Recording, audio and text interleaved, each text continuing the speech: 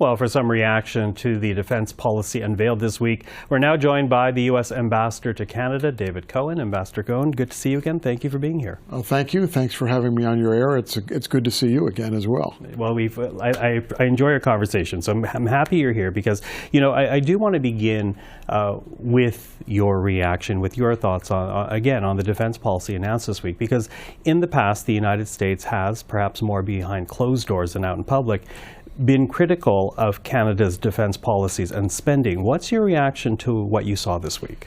Well, we welcome the defense policy update, and we are heartened by it.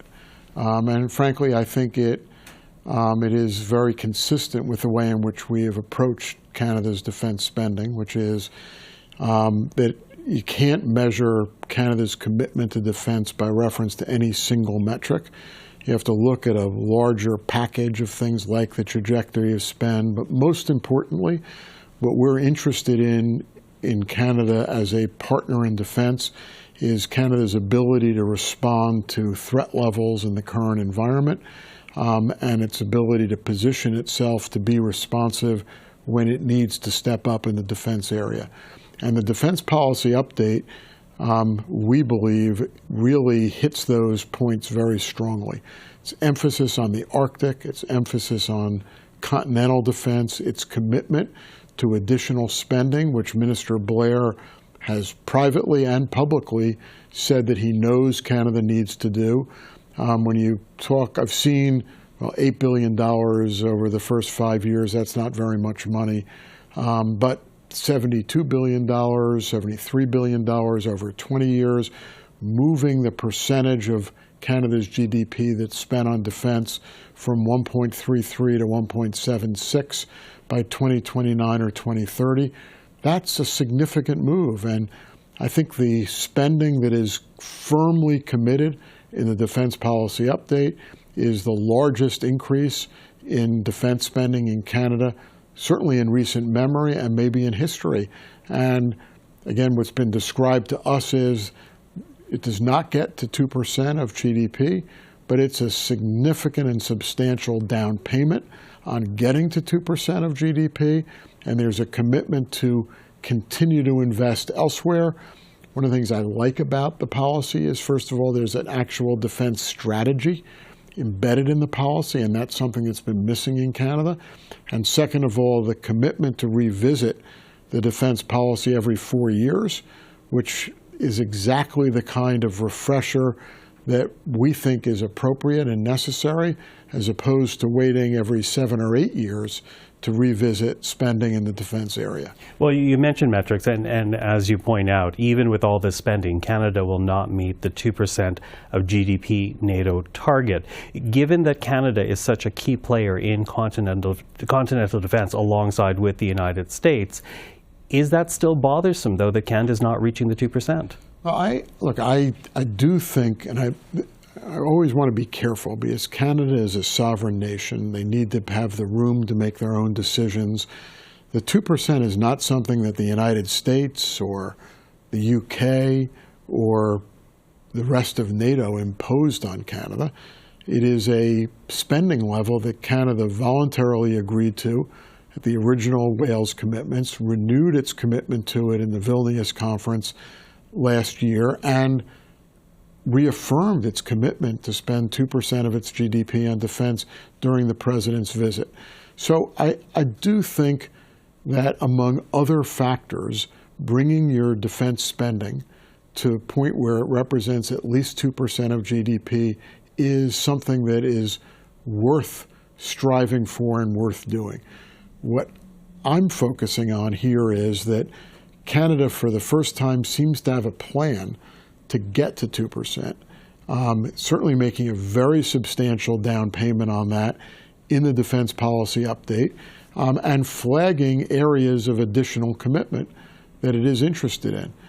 And again, my focus and the United States' focus is on Canada's ability to respond to the threat environment as it exists to do. And we do have a special interest in working together with Canada on continental defense and the Arctic.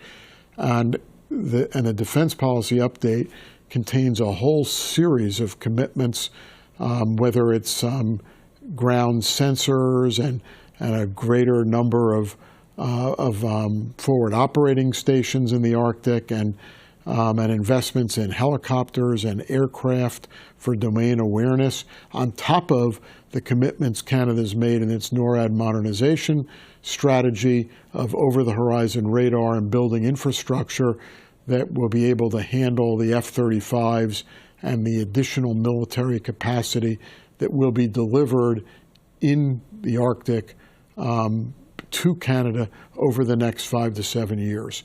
So you take that all together, we do have a high level of comfort in Canada as a partner, the commitments that Canada has made, and its ability to respond to the threat levels that we are most concerned about.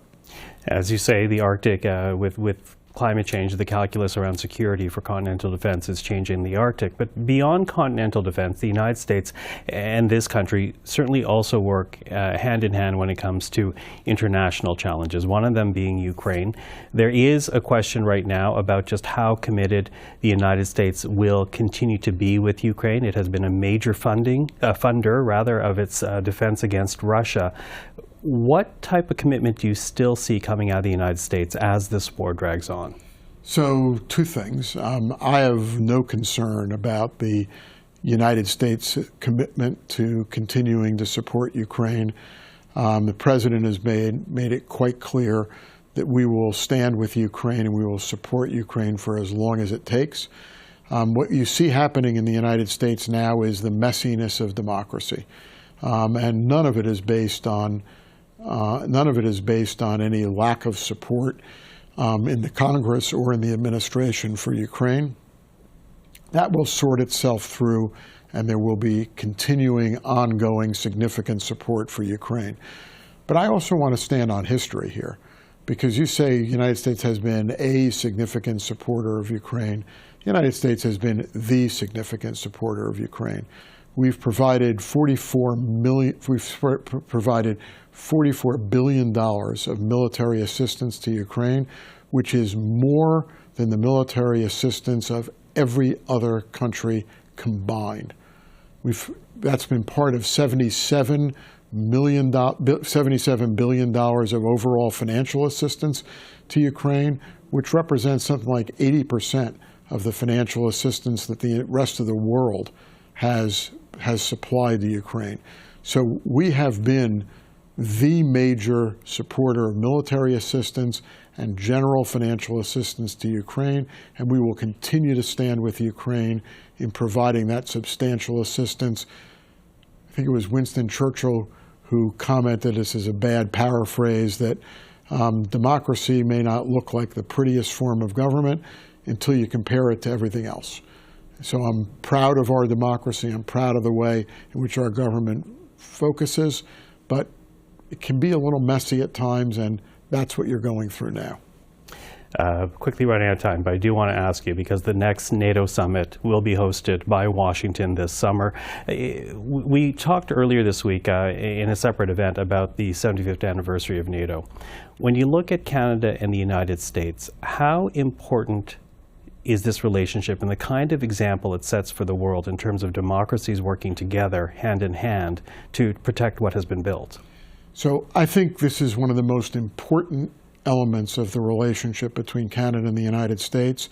As the President has said, when Canada and the United States work together, we make a big difference. It gets noticed.